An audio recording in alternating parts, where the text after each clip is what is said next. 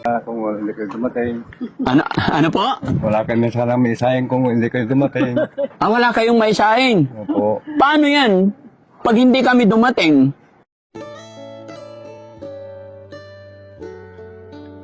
Bayan, nandito po kaming muli kung saan sa bahay ni... Ano pangalan nun? Rosalie. Ni Rosalie, mga kababayan. Yung bata na naanakan ng 2 beses.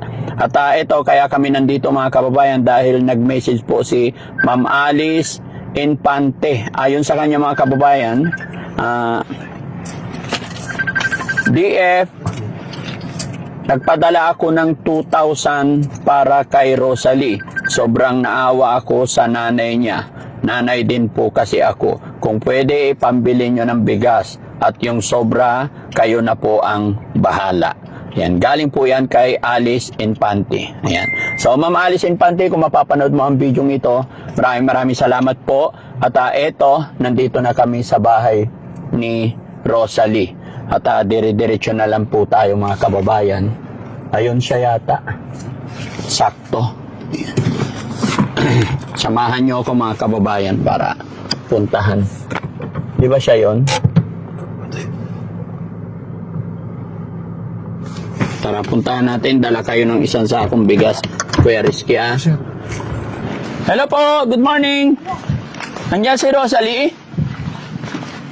Hello po. Morning po. Hi Rosalie.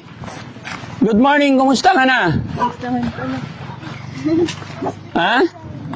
Hello. Kumusta na kayo? Buti naman.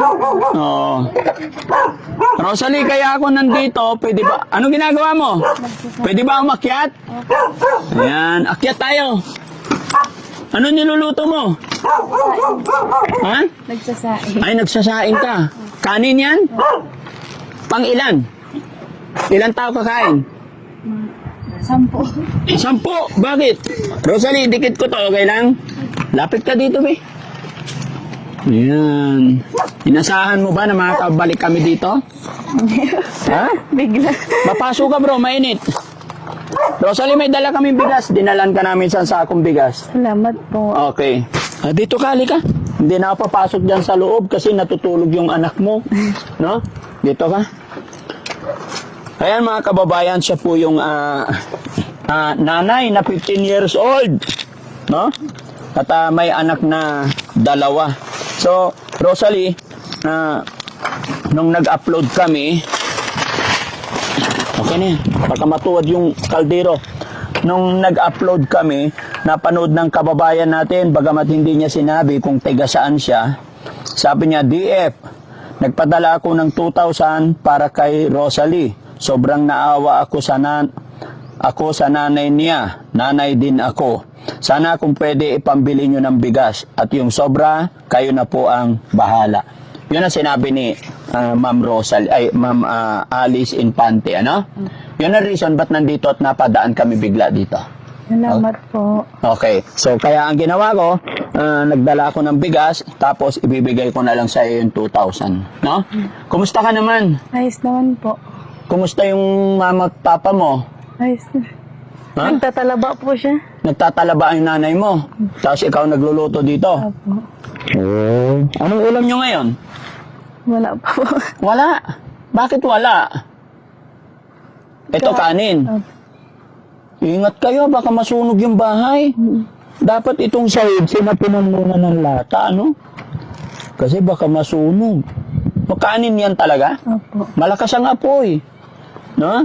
Okay, basta ingat kayo. O ito, bibigay ko yung 2,000, ano? Bigay ko na lang sa iyo yung 2,000. Ako nang bahala dun sa bigas para may pangsaing kayo. Salamat po, Daddy. Kumusta yung mga anak mo? Ayos naman po. Andun Ito yung po. panganay? Hindi po. Andun po kay mama ko po. Doon sa mama mo? Opo. May boyfriend ka na? Wala. Wala. Oo, dapat lang. Palakihin mo muna yung... Palakihin mo muna yung anak mo, ha? Oo. Okay? So, hindi na kami magtatagal. Anong masasabi mo kay Ma'am Alice? Marami pong salamat, Ma'am Alice po. God bless you po. Okay. So, ayan mga kababayan, mga kabarangay, no?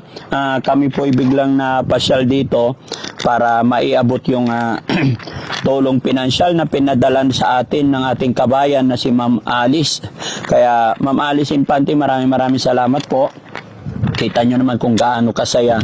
Maging ako man ay napakasarap sa pakiramdam na kahit hindi nyo po kilala kami ng lubos ay napag-abot kayo ng tulong sa ating mga kababayan. So nawa po ay marami pa kayong blessing para mas makatulong pa. Hindi po sana kayo magsawa tumulong sa ating mga kababayan na nangangailangan ng tulong, no? So, thank you, Rosalie. Sana matupad mo yung mga pangarap mo. Okay? O, kunin ko lang yung mic. Ba't kukunti? Ano ko lang sir, malalim na. Malalim na kaya hindi nakakuha. Oo. Asawa niyo po? Ay, siya asawa niyo. Hindi ng isda. Kanino bangka yan? Sa inyo? Kapatid niya po. Ay, yung kapatid niya. Niran niya po. Hindi under kasi yung makina niya may problema. Kaya dyan lang. Opo. Pero kung aandar, pwede pang isda. Di ba nakakatakot dito? Ba malunod yung mga bata? Marunong na sila sir. May mga ganyang edad marunong na lumangoy? Paano nyo natuturuan?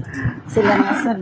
Pag malalim na dito, dyan na sila maliligo. Naglalaro talaga sila. Dito pa yung mga batang malilit, marunong lumangoy. Ako hindi marunong lumangoy. No? Marunong na sila sir. Kahit ganyang kalit, marunong lumangoy. Pag malalim dito sir, naging sila, naliligo. Ayan, lalangoy ba yun? Lalangoy ka? Oy, malamig. Naliligo sila sir. Naliligo sila. Malalim na naman Diyan na naman sila sa bangka. Kapit-kapit. Oo. Pero wala naman nalulunod na bata. Wala naman sir. Hmm, Dahil pag malalim na dito, dyan na lang silang. Pero mga yan, kahit malalim, dyan sila. Yan ang laruan nila sa tubig, no? Iba parang laking dagat, no? Kaya maiitim mga bata. Pati kami na lahat sir. Oo, lahat na. Opo. Hindi na pala tinuturuan. Kusang natututo sila. O sir. Basta pabayaan lang namin yan, pero binabantay namin. Marunong naman sila. Pero pag malalim na, hindi na sila talaga malunod na talaga sila. Malunod na, mapapagod na. Kaya dito lang talaga. Pag malalim na, maabot na yung sahig namin. So paano yun mababasa yung mga gamit ninyo? Oo sir.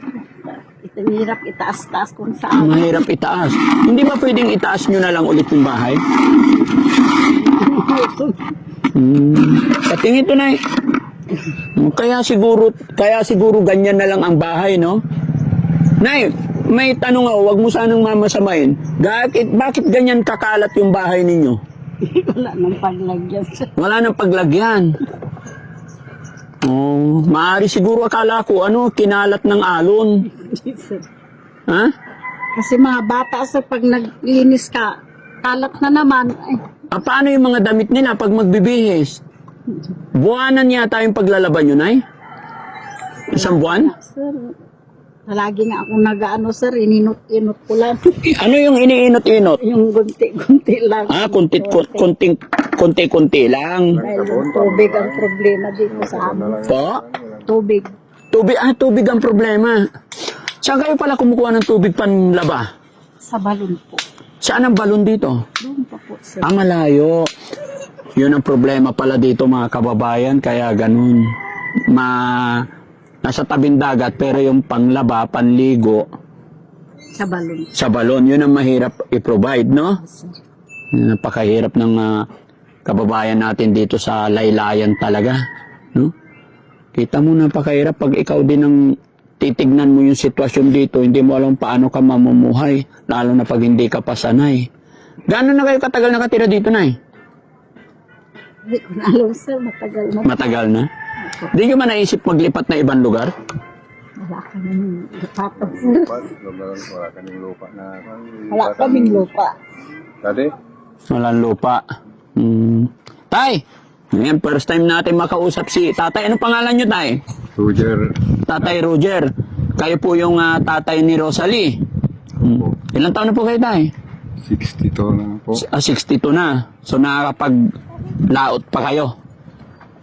Wala na ibang hanap buhay, yun lang po. Wala na. Noon talaga, kontraksyon, pwede pa. Wala na. Hindi ko na mabuhat yung minsan ako. Mm-mm. Hindi ka na makabuhat, kaya sa dagat na lang talaga. Pero may nakukuha ka pa naman, tay. Ay, mayroon kunti-kunti. May 2 kilo, 3 kilo. Isang biyahe mo, 2 kilo, 3 kilo? Kung kuwan rin, nadagdagan. Wala nang kuwan, mahirap lang kuwan dito sa kuwan. Dagat. Mahirap mamuhay? Bakit po? Hindi yung kuwan, yung pagkuha ng isda. Bakit mahirap na po? Marami nang nagkukuha, may lambat, may kuwan na. Marami nang kuwan dyan sa dagat. Eh dapat maglambat ka rin, tay. Wala nang lambat. Wala kang lambat? Mahal ba yung lambat, tay? Ewan ko, hindi ko pa nakakuan ng ganyan. Hindi ka nakasama dun sa mga malalaking bangka, yung naglalambat? Mas malaki ang kita nila? Ay, sumasama ko noon yung maliliit, yung 2 katao, ganyan lang ang kuwan. Ay, sa bangka nyo, 2 tao lang. Ano pinanguhuli nyo po ng isda, tay? Yung pinapainan namin ng kuwan, ng ipon. Hipon. Pamimingwit lang. Ay, ito. Sima. Saka may kuwan, ito. Malalim ako pumupunta yung bangka, Ano mga nahuli nyo isda po? yung mga rugso, Ano yung rugso? yung mga kuwan, puti. Oh, maganda pag lapu-lapu kasi mahal. Maliliit na. Parehas rin, mga kuwan, presyo, hindi naman tumaas yung presyo ng isla dito. Hindi tumataas? Eh pag kami ang bumili sa palengke, ang mahal eh. Oh, No? Ang kawawa, yung mga nanguhuli talaga. uli talaga. Hindi umaasenso. Ang umasenso, yung nagtitinda sa palengke. Oo, yung palengke talaga, yung mga nagtitinda. Eh di magtinda na lang tayo sa palengke lahat, huwag na tayo mangisda. Oh. Di ba? Eh, yung pala yung mayaman eh. Wala nang mahuli. Dati, Wala nang mahuli. wala nang maghuli. Wala nang manghuli. Oo. Ano gusto mo? Tagahuli ka na lang o yumaman ka? Ay, gusto ko talaga na kahit na isang salop, isang araw, pwede na sa akin. Isang salop, isang araw, okay na. Tay, huwag mo mamasamain. Napag-aral ka rin po ba? Hindi nga, hindi kami napaaral ng magulang namin. Bakit po? Hirap ng buhay nila noon. Hindi na talaga hindi na kaya. Mula nung pagkabata mo, tay, mula nung nagkaisip ka hanggang ngayon, yun lang yung buhay? Hindi, nagtrabaho rin ako dun sa sa Minas, Saan po? Felix Mine noon, nung binata ko. Opo. Ngayon, naawal lang ako ng isang araw, tinanggal ako. Absent ka lang na isang araw, tanggal ka na. Tanggal na agad. Ligo lang ako doon. Regular ka, tapos tinanggal ka? Ikong ko sa Union, wala na.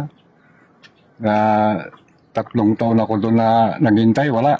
Hindi na ako dito. Wala kang nakuha man lang. Wala. Anong taon yun, tay? 1982. So mula noon hanggang ngayon sa dagat ka na lang namuhay. Doon na lang. Ilan pala anak mo, tay? Siyam? Siyam. Asawa po tayo, ilan? Isa lang. Isa lang. Oh, very good. No? Napakatyaga ni tatay. Ba't parang ang tahimik mo po, tay? Parang... Oo. Tahimik lang talaga si tatay. So yung mga batang nandito, mga apo mo na lahat. Oo, apo lang. Di bali, at least, kumpleto ang pamilya, no? Yun lang yung pagpasalamat natin. Wala, talagang kung minsan hindi ko sila mabubuhay sana, mabubuhay na matanda na ako sa sarili ko. wala na kako. Pati yung magdagat, talagang kinong ko lang. Yung talagang Pinipilit na lang po. Pinipilit ko na lang talaga. Hindi rin nakapag-ipon. Ano po tay? Hindi nakapaipon talaga. Sige tay, hindi naman tayo pababayaan ni God. Opo, Daddy. Sige po, salamat po tay, salamat. Naghatid lang kami ng kaunting tulong sa inyo pong anak. Para sa inyo naman po yun lahat. Alam ko dahil kapisan nyo naman. Sana nakatulong po, ano? Ay, salamat. Oo. Daddy, talagang hirap ng buhay namin. Buti kayo talagang alam nyo talagang hirap namin talaga. Yung mga dito, wala. Kahit nasa gobyerno,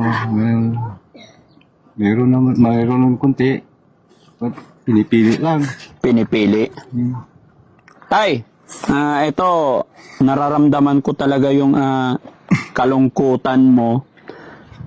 Nakita kita habang kausap ko yung anak mo. Nakikita, pinagmamasdan kita. So, ramdam kita ramdam ko yung hirap ng buhay mo. At ito tayo, naka-video po tayo. I-upload po namin ito. Ano po ang iyong masasabi sa pamumuhay natin, pamumuhay ninyo?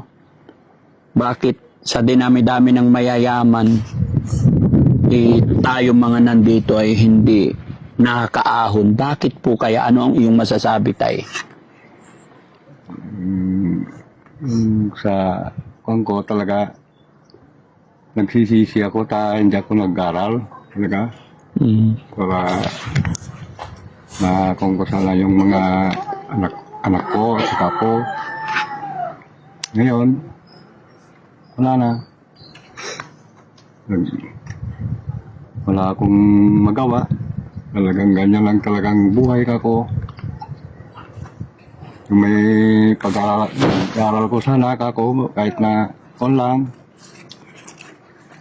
Kahit na kunting trabaho. So, ibig mo sabihin, tay, sabi mo nagsisisi ka kasi hindi ka nag-aral. Ibig sabihin, pinag-aaral ka noon or may chance ka sana makapag-aral? Mag-aaral ako. Ay, hindi. Talaga, mag-aaral ako na ako noon. Oo. Ayaw, hindi na talaga. Yung ate mo muna, sabi sa akin. Yun lang.